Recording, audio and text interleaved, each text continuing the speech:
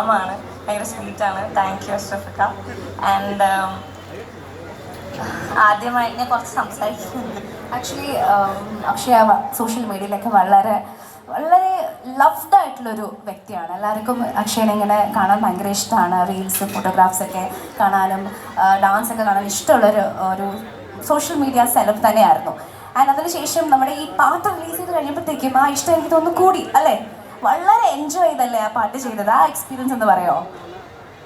നമ്മൾ ആക്ച്വലി എനിക്ക് തോന്നുന്നു ആ സോങ് എടുക്കാൻ വേണ്ടിയിട്ടായിരുന്നു അത്രയും കഷ്ടപ്പെട്ടത്. കാരണം 2 വട്ടം സ്കെഡ്യൂൾ മാറ്റിയിട്ടാണ് ആ സോങ് എടുത്തിട്ടുണ്ടായിരുന്നത്. ഭയങ്കരമായിട്ട് എൻജോയ് ചെയ്തൊരു സോങ് ആണത്. ബിക്കോസ് എനിക്ക് ഓൾറെഡി സ്റ്റേജിൽ മ്യൂസിക്കും സൗണ്ടൊക്കെ കേട്ടാൽ തന്നെ എനിക്ക് എനർജി ഭയങ്കരമായിട്ട് കയറും.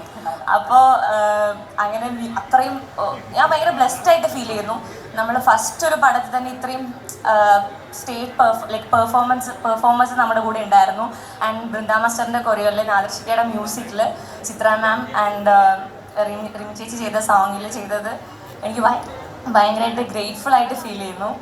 ആൻഡ് ചെണ്ടമകളൊക്കെ ആയിട്ട് വന്നപ്പോൾ എനർജി അങ്ങോട്ട് കയറി. ഭയങ്കരമായിട്ട് എൻജോയ് ചെയ്തൊരു സോങ്ങാണ്. അപ്പം എന്തായാലും അക്ഷയ